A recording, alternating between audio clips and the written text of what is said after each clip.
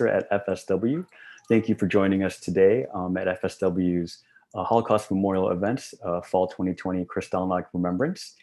And before we introduce our speaker, we just like to share a few announcements. Due to the tropical storm, we may experience some technical difficulties, so please bear with us. The session will be recorded for viewing if you do lose any internet connection, or if you'd like to return to it afterwards to view and to share. We have live chat enabled, so please use this for respectful questions and clarifications during the session. Any relevant questions, we'll let Renee know, and we will pause to answer them. Any other questions we will save until the end, about 15 to 20 minutes at the end, we'll have a Q&A. So thank you very much. It is my pleasure and honor to introduce Renee Beddouk. She has been a longtime speaker at the Holocaust Museum in Naples. I had the honor of working with her when I was at the museum working on the boxcar transportation project. And she has an amazing story to share with you all today. We are very lucky anytime we get to hear a story from a Holocaust survivor, because there are not many left. And they are, hi Renee, and they were very young children when they experienced this event. So it's very important that we hear the events that they witnessed, so that we can learn from it and hopefully improve the world for the better. So I'd like to introduce Renee Beddouk. Thank you, Bobby. Thank you. I was a hidden child in France during World War II. I was born in Paris of French naturalized citizens. My father came as a young man to France from Poland. He enlisted in the French Foreign Legion and then the French Army. And in 1931, at the age of 24, he became a French citizen. My mother was the youngest of 6. I'd like the family picture now. She was the youngest of 6 children. The first 3 were born in Poland, and the last 3 were born in Astrakhan, Russia, by the Caspian Sea. This is the typical family picture that was made in Poland and in Central Europe in the early 1900s. This is my mother, the youngest, and this is my grandmother. I never knew my maternal grandfather, and this is my oldest aunt, Aunt Helen. My grandfather died young, and my Aunt Helen managed to bring her mother and all the children to France. How she did it, I have no idea, but they all spoke French fluently. My grandmother did too, with an accent. Next picture, please. This is the only picture I have of my parents together, their wedding picture. I have one other picture of my father alone someplace in a suit, but this picture I have everywhere in my house. We lived with my grandmother. Next, please. We lived with my grandmother. There she is. Or she lived with us, I don't know. We lived in the 11th section of Paris, 11th arrondissement, which was at the time predominantly Jewish. I don't have many pictures. As I said, I don't have pictures of my father. But this is me as a baby in the arms of my mother with my grandmother. In Paris, there are little parks called squares, where mothers can go with their children, no pets. So I have several of those pictures. And as far as I can remember, I was a happy, loved child. Whether my grandmother kept a kosher home, I'm not sure. She probably did. But my life went on without any problems that I can remember being young. This is my Aunt Helen and her husband, Jacques. My uncle had a lung disease, and at the time, not from smoking, but from working in the coal mines of Poland at a young age. At the time, the only place where that operation was done was in New York at Doctors Hospital. The family had cousins who lived in New York, in Brooklyn mostly at the time, who had come probably in the late 1920s or very early 1930s and settled and were in business there. So my aunt wrote to them for them to do the papers, for the two of them to come to the US so my uncle could have his operation. At the time, to be allowed to come in, you had to have a sponsor who was a guarantee, financial guarantee for the people coming in. So this is what happened. Next, please, the map. At I don't know when, probably 1941, my aunt and uncle went here to Marseille, and for some reason, they could not get on the last boat. So before that, I have to give a little bit of a history lesson. After the First World War, the French built a series of fortifications along the French-German border because through the years there'd been wars or skirmishes or wars between the two countries. So they built these fortifications thinking this would stop any future invasion by the Germans. They called it the Maginot Line in honor of the Minister of the Army at the time. As you know, the Nazis went first to the east, and when they decided to come to the west, they forgot about the Maginot Line. They went through Holland, Belgium, Luxembourg. In less than 2 weeks, they were in Paris, much to the dismay of the French government. The French government called upon the hero of the First World War, Maréchal Pétain. Now, between November 1918 and May 1940, a lot of water has gone under the bridge. And I call Maréchal Pétain an old fuddy-duddy, but an anti-Semitic fuddy-duddy. So in the guise of saving the French people, he gave away half of the country, made an armistice with the Nazis, and gave them the upper part of France, with the headquarters in Paris, as you can see on the map, the swastika. And he made his here in Vichy, and between May of 1940 and November of 1942, France was cut like that. There was not an actual wall, but it was patrolled by German soldiers. So for whatever reason, my aunt and uncle could not take the last boat from Marseille. They didn't want to go back to the occupied zone. They probably took some kind of a bus and ended up here in Auvergne, in the center of France, and ended up in this little village here, Estendeuil. It's behind all the names here, which is about 25, 30 kilometers southeast of Clermont-Ferrand, the capital.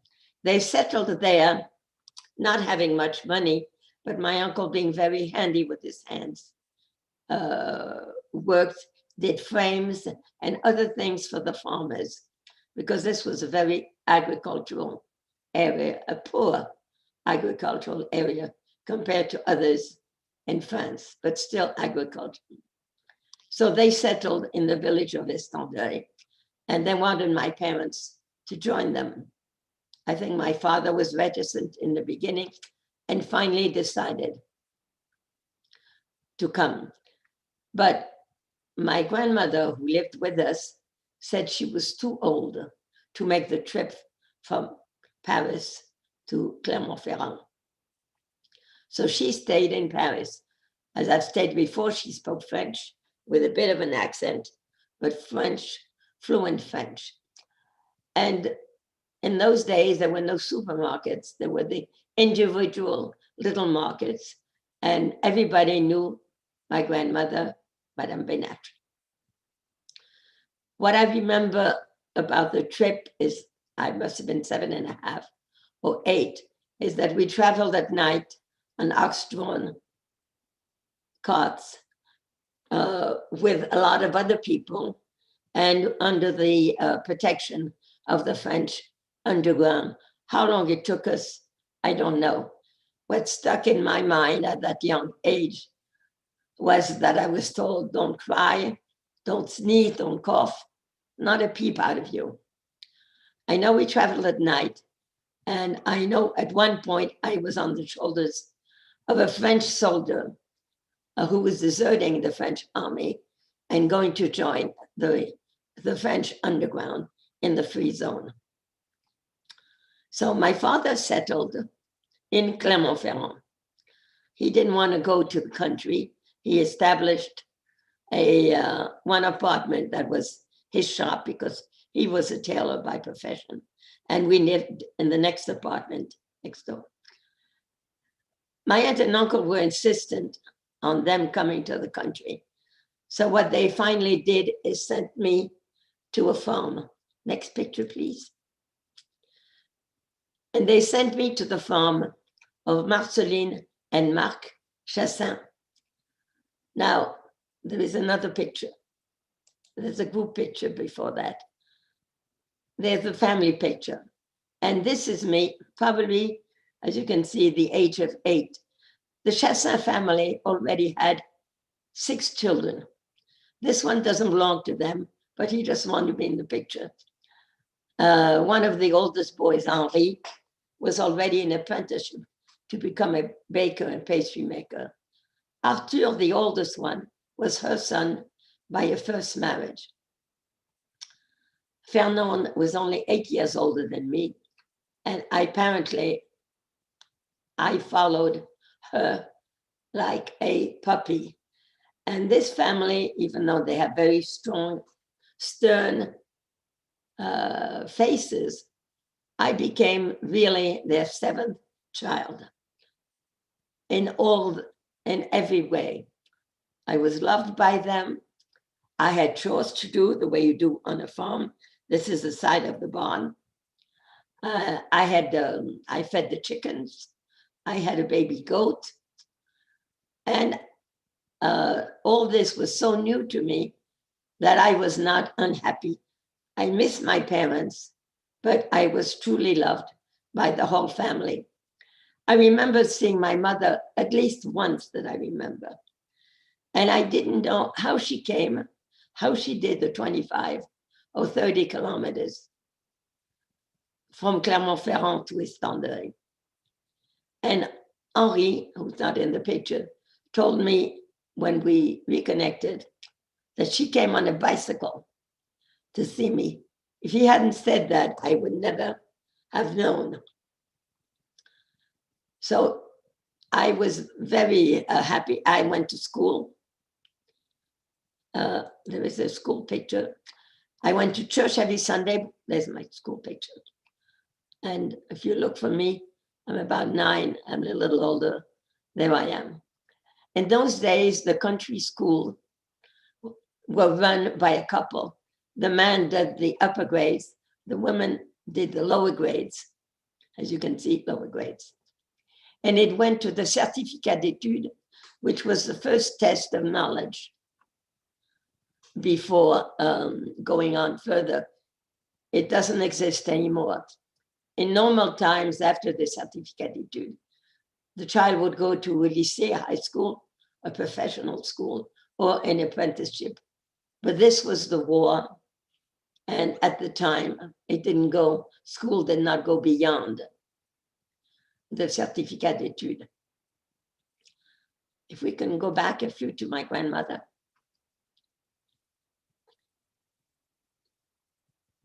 Okay, my grandmother stayed in Paris. As I said, she was in a neighborhood where everybody knew her.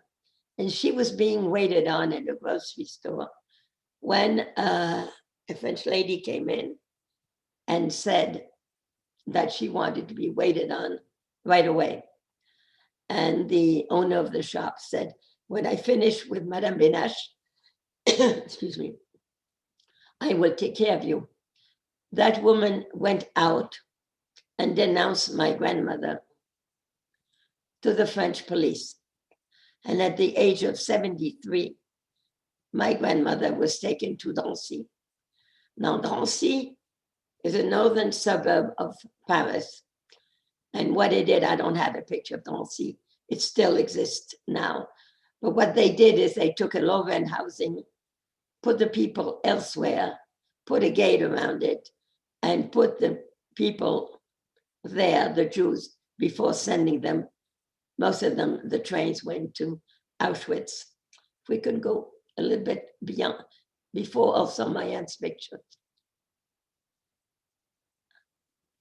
My aunt Hannah, who was the third daughter, when she heard that her mother was taken by the Germans, put her son, who was a year younger than me, in somebody's hands, wrote to my mother, and my mother from Clermont-Ferrand, can we go back to the map?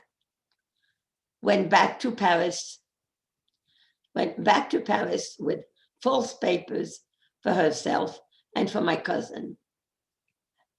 And they came either by train or by bus, and they were stopped at the border here, the town of Moulins. They were stopped by young German soldiers who examined their papers, and they kept saying, of course, that they were not Jews. So they put him, my cousin remembers what was to him either a small castle or a great big house. It seems that they put the women in the kitchen, and they made the men drop their pants, because in Europe at the time, only Jews were circumcised. They didn't do that with the boys, but it seems that they asked the boys every day, were you Jewish? And of course, my cousin and the other boys he played with said no. He doesn't remember exactly how long they stayed there, but after a while it got crowded, probably 6 weeks or 2 months, and then they let everybody go. So my mother brought my cousin back to Clermont-Ferrand, and after a while she put him also with another family in Estendeuil. I don't have their picture. I have a picture of my cousin, and he stayed with that family until the end of the war. I stayed with the Chassin family also until the summer of 1945,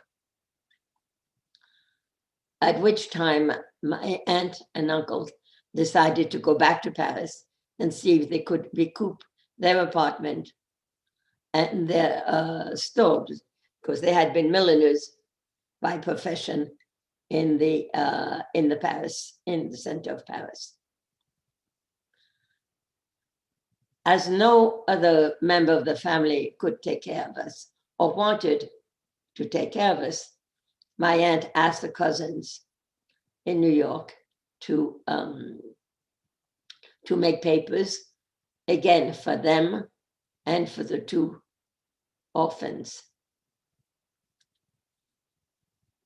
So I have papers. I knew from these are the official documents from the Germans, from the Nazis in Paris.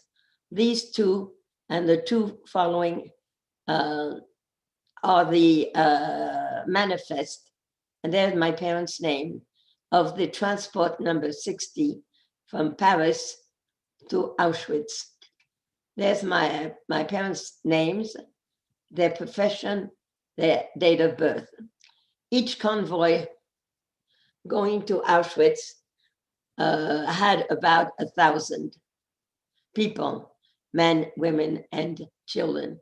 They also carried food that they stole from France, sugar, chocolate, coffee, salt, and other stuff. Of course, that was for Germany.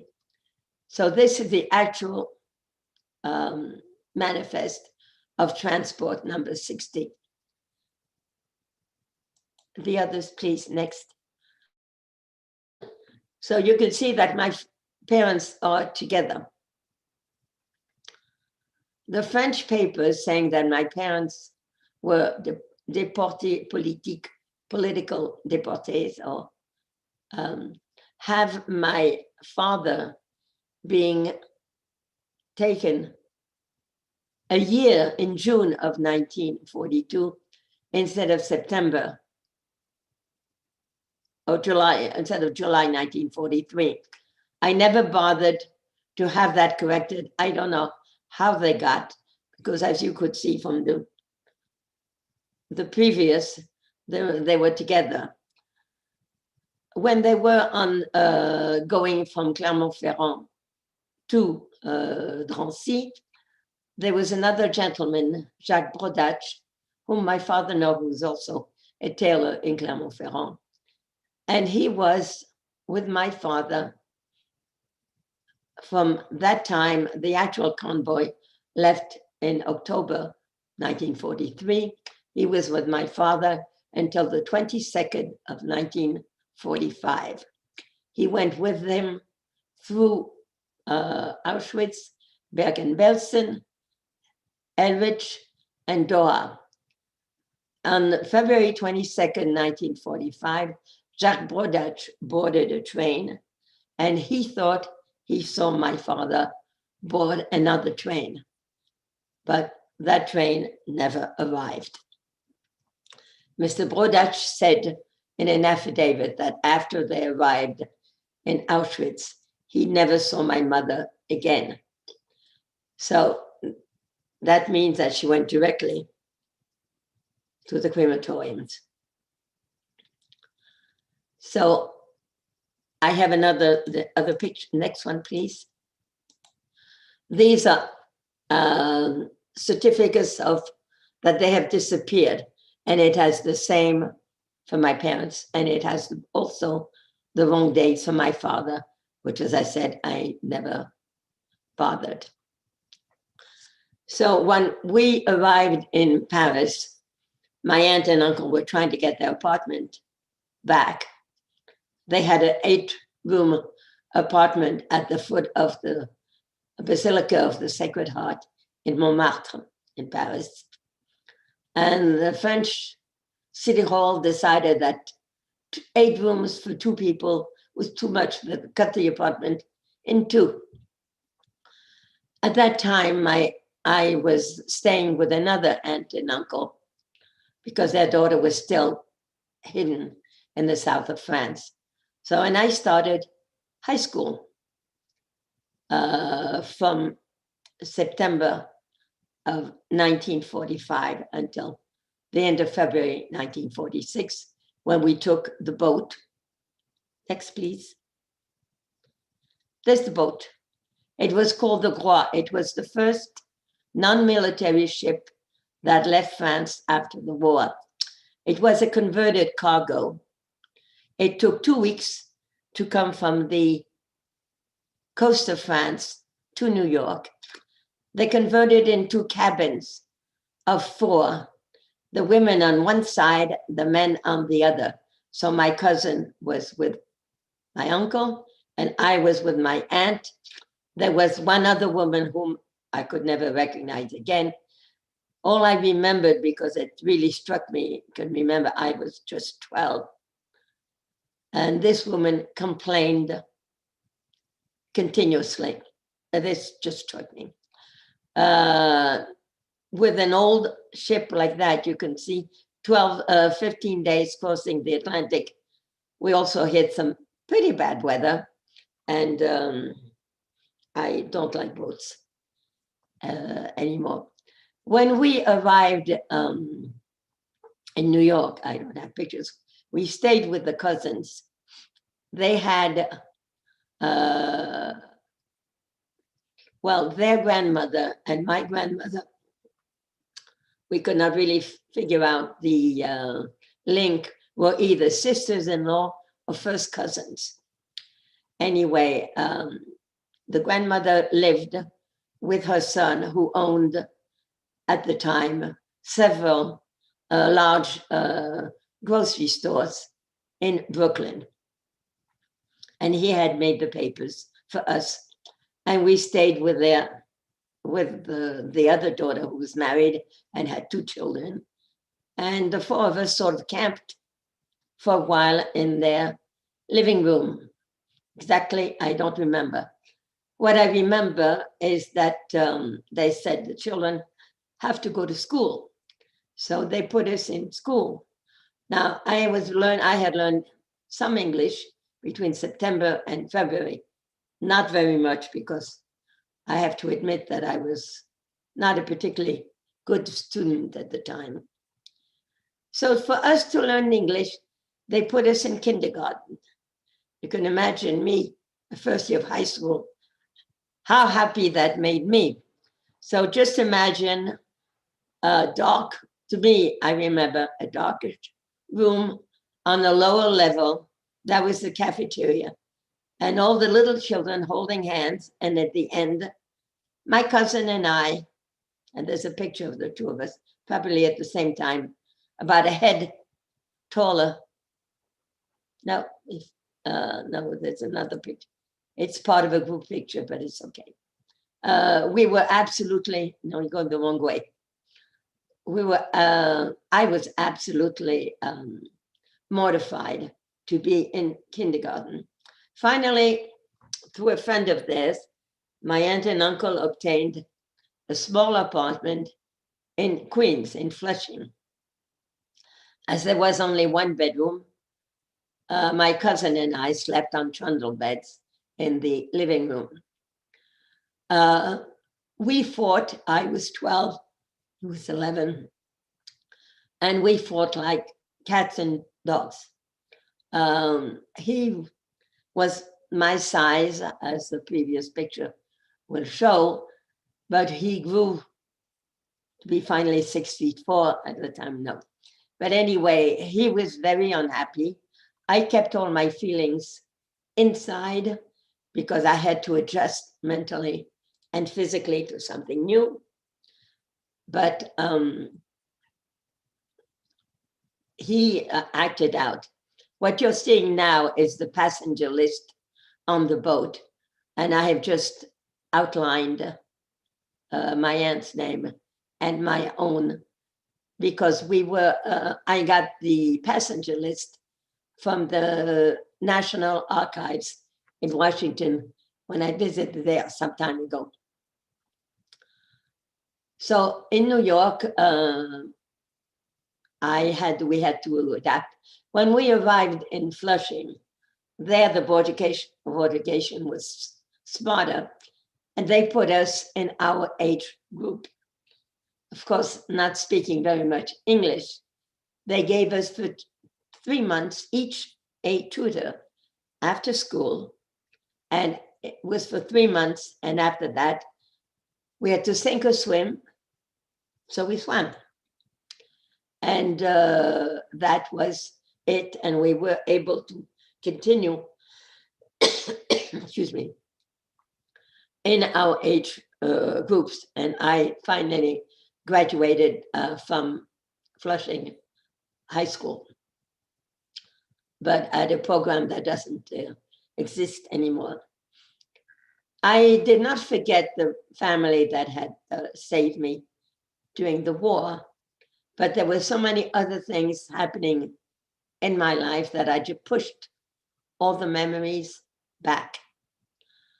I was thankful for them for having saved me, but at the same time, the city of Clermont-Ferrand, where my parents were taken from, held bad memories for me. When I started, I married in New York. My aunt, finally, my cousin got too much, and he wanted to go as far away from New York as possible. So he even wanted to go to California. And she said, California, that was too far. And she found a Jewish home in St. Louis, Missouri. And he stayed there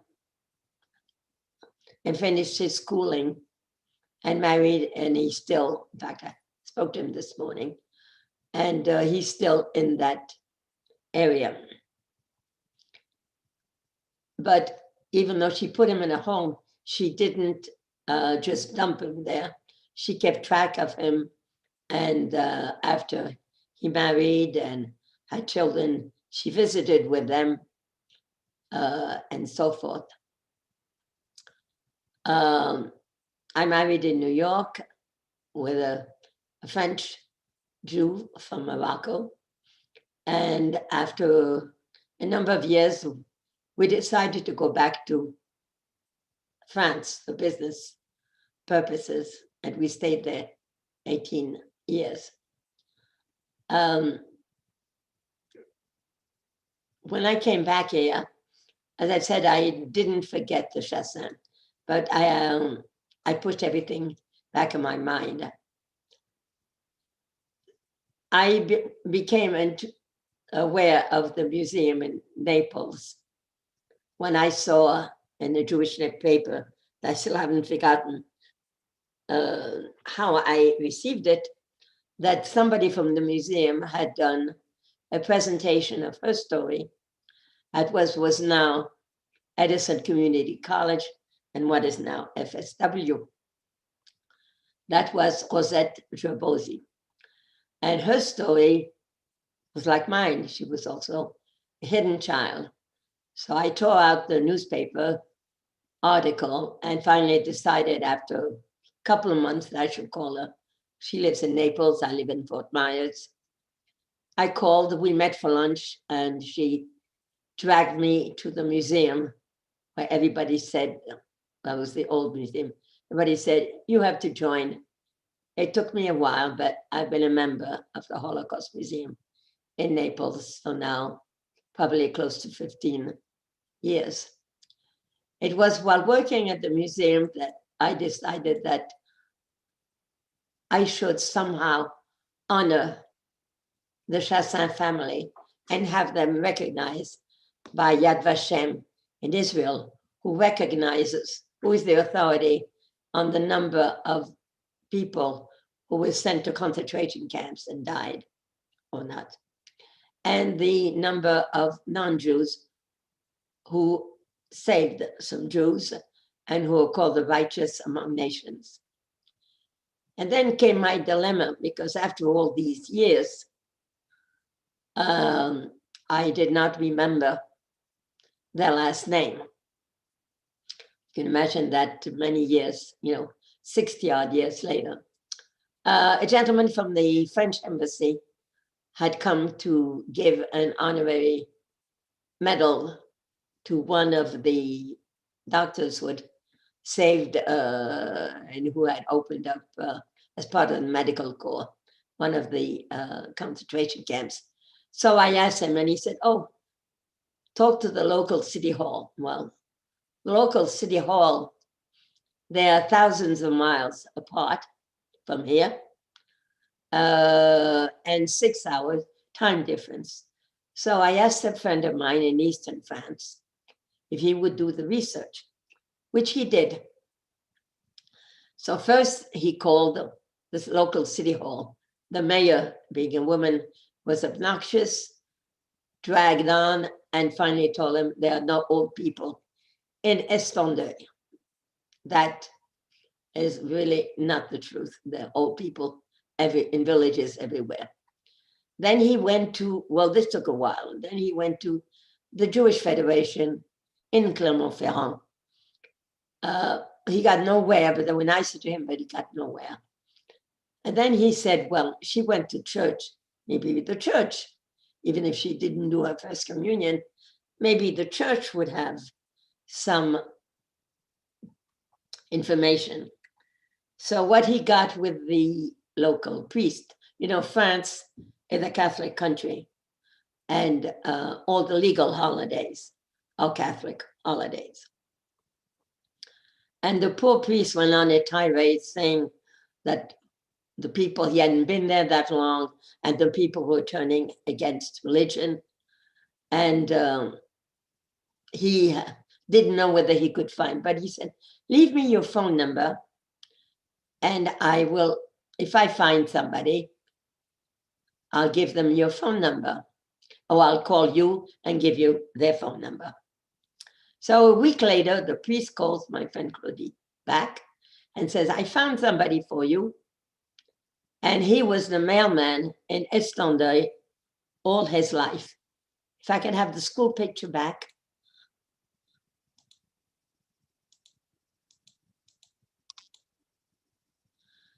And it turns out to be that he, Jean Laroche,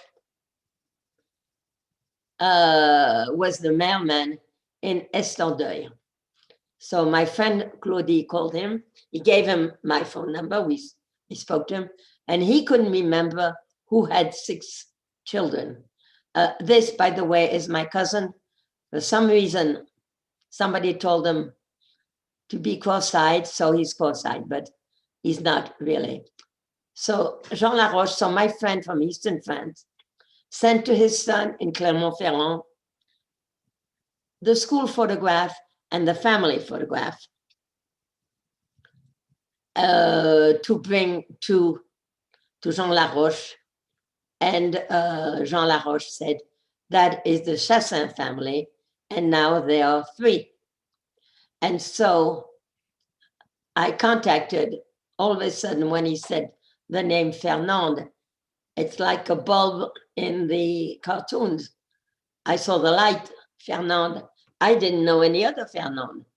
So I called her from here and introduced myself. And she hung up on me. And so I called her right back and I said, don't hang up.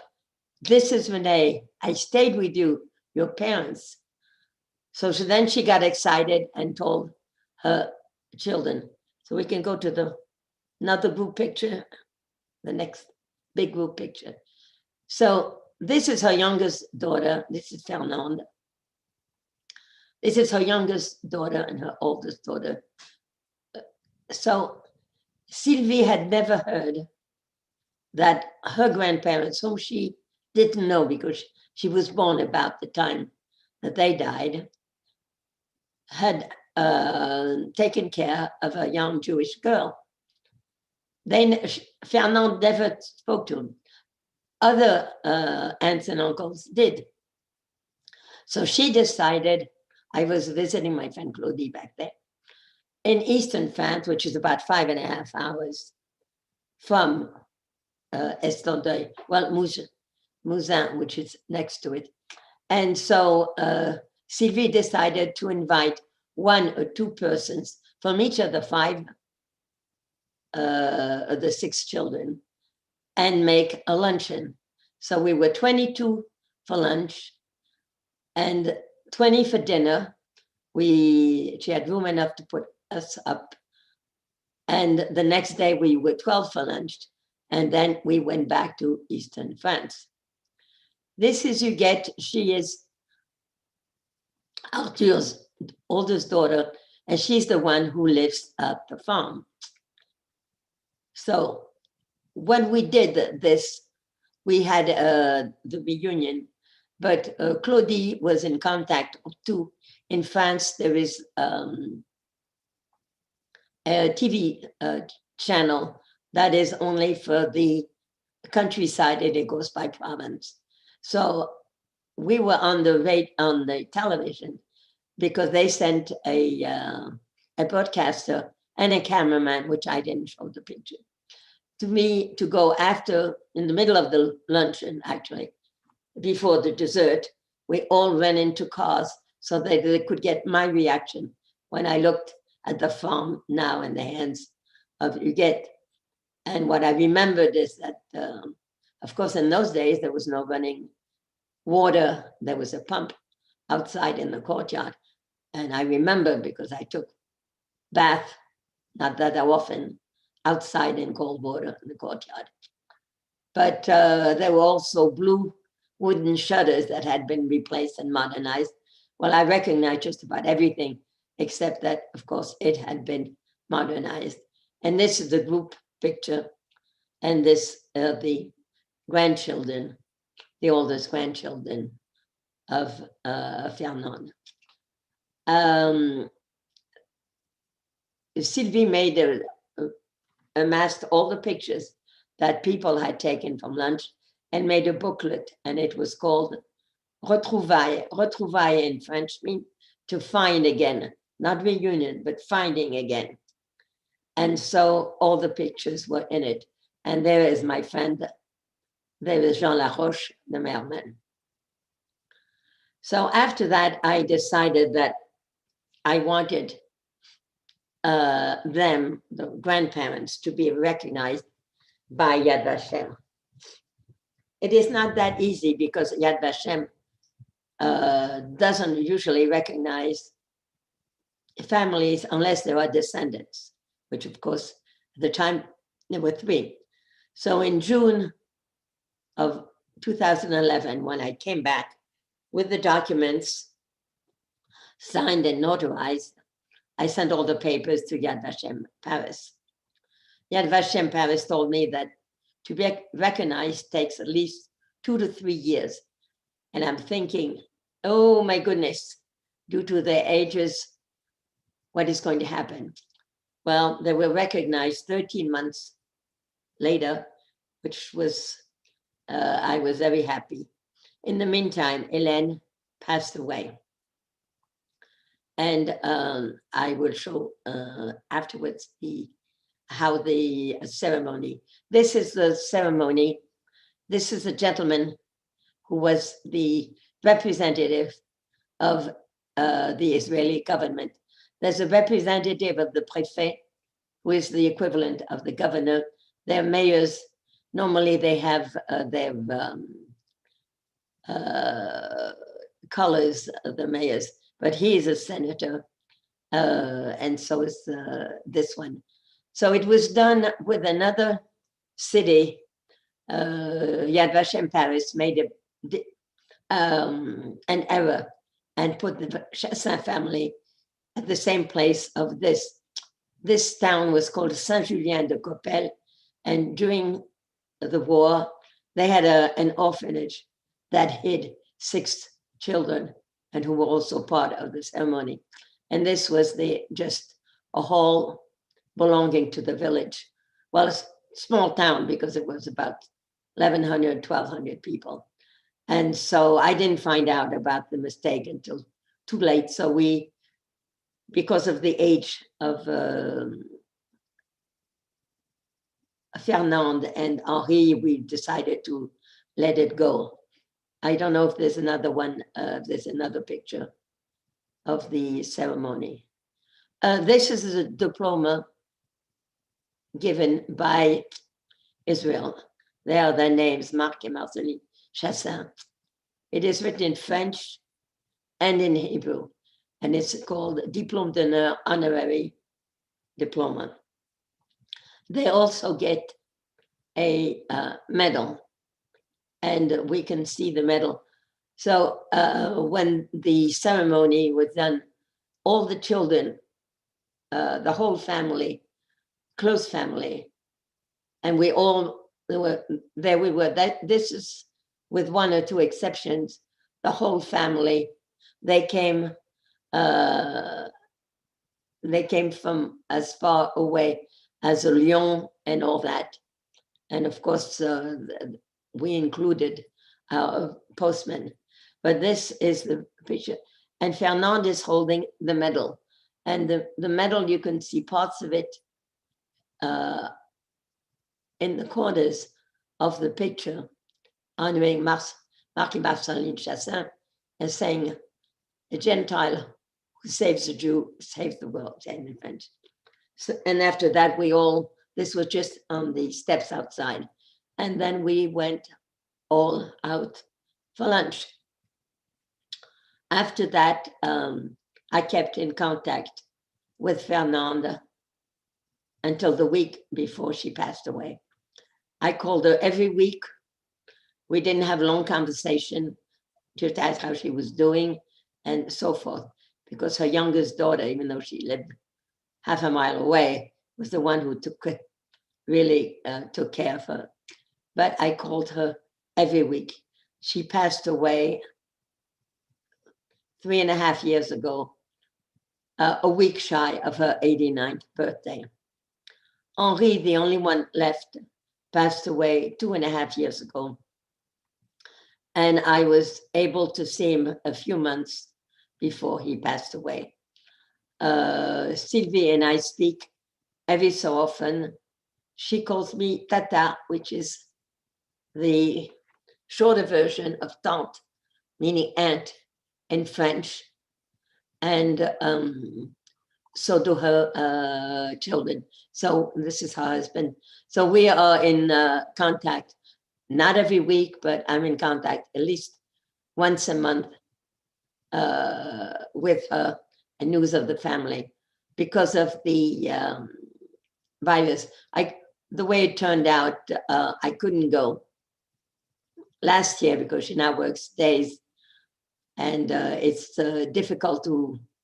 But I was glad that I saw Henri before he passed away, and therefore I'm still in contact. And I think this was made into a book, but I was happy to see this is Henri's wife, Jeanette, and these are cousins of the other children of the other brothers and sisters. And that is my story.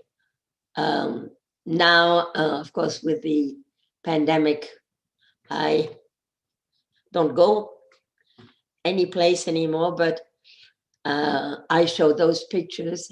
I have them with me when I go and do presentation to groups or children. With a new museum, it's harder for me to walk that much. But until the pandemic, I participated in different history classes at FSW. So if there are any questions. Thank you very much. I don't know how we were time-wise. Yes, we have about 10 minutes left, so you did very well. Okay. There are currently no questions. David Rubenstein says hello, and we invite. Says hello? His name is David, one of our online participants here. Oh. So he says hello, and so we invite anyone else who is watching right now to please post your questions in the live chat, and we'll ask Renee for you. I'm always fascinated. I love hearing your story. Would you tell our audience a little bit about the letter from your mom? Okay. I talked about Drancy. The people. How come where did he go? Oops, there I am. Yes. Drancy, the people could not get out, the prisoners. They stayed on an average of 3 to 5, 6 months. My mother, they were able to get, there were people working there from the French government, and most of the people were able to get, they accepted, whether money, finance or not, they accepted to mail letters from prisoners. How my aunt got the letter, I don't know. I didn't show it because it's a piece of paper that is written in pencil, where my mother wrote to my aunt.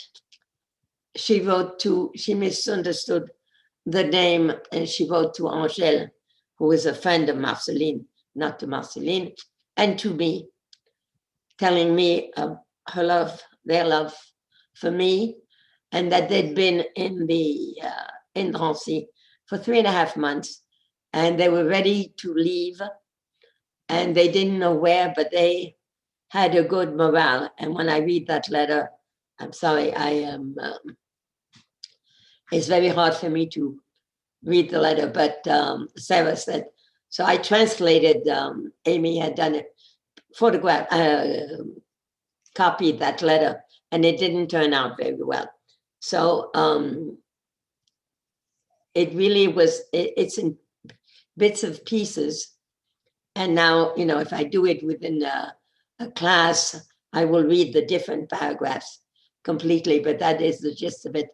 And people were able to get letters out. My uncle, who was the husband of my aunt Hannah, my cousin's father, he had another family in Poland. So, but anyway, he managed to get a letter out to his wife, to my Aunt Hannah, and told them to come to a certain window, and he would be wearing or showing something red, and they would know that it was him. And my cousin remembers that, going, how they went from the 11th arrondissement at that time, not very easy to get to the northern suburb of Drancy by subway and by bus, and that they saw the red in the window and knew that it was his father. But Thank you so much, Renee. We love that is so heartwarming and lovely, and I'm getting tears in my eyes just thinking about it every time you share that story. It is in such bad shape, the letter itself, that I don't really show it anymore. Well, just barely, because I'm afraid to. It's just an ordinary, I won't say rough kind of paper, and it's written in pencil. So I'm always afraid that if I touch it too much, it's going to fall apart. So that's why when Sarah said do the paragraphs, I do, but I don't like to touch it anymore. But and when I read it, I'm thinking that my parents, my mother had still had faith or hope that they were going someplace that was not bad. They didn't know. And this was October 1943. And as Jacques Brodach said, he never saw my mother again. So, that's that. Okay. So you know Sarah got Wallace Lasnowski says, "We love you, Renee, watching with Tristan and baby Annalise." Yeah, I know. A lot of questions are coming in now. One of my awesome students, Gally, asks, "What did this experience teach you about yourself?" Well, it teaches me that I accept everybody, no matter who they are. I won't discuss, we say in French, you don't talk politics and you don't talk religion. And I try to avoid it because I don't want to get into that kind of thing. But my best friend here in Fort Myers is a Muslim from Algiers. Now, she's not a radical Muslim because her father was a sheikh and he taught the Quran. So I figured if she tells me it's not in the Quran, since she was steeped in it, she knows better than all these fanatics. I think I don't like to hear, and I have heard racist comment. When I first came here, I was not working, and I joined. I was much younger, of course, and I joined. We were doing aerobic dancing, which I enjoyed. There was a young woman with a little girl, probably in her 30s, and she said to me, "What church do you go to?" And when I answered, "I don't," she never spoke to me again. Now, I'm sorry, but I have friends who go to church who are very active in their church, and that's fine with me. That is their opinion. I try to be open-minded, and I try to accept people. Now, if you're going to make a lot of racist comments around me, if you make enough of them, I will get upset and tell you off, but then I will never speak to you again. But I think there was a program, I think it was on the Museum of Jewish Heritage, about keeping quiet, keeping silent. No, I think that you have to. But in this day and age, when people are so,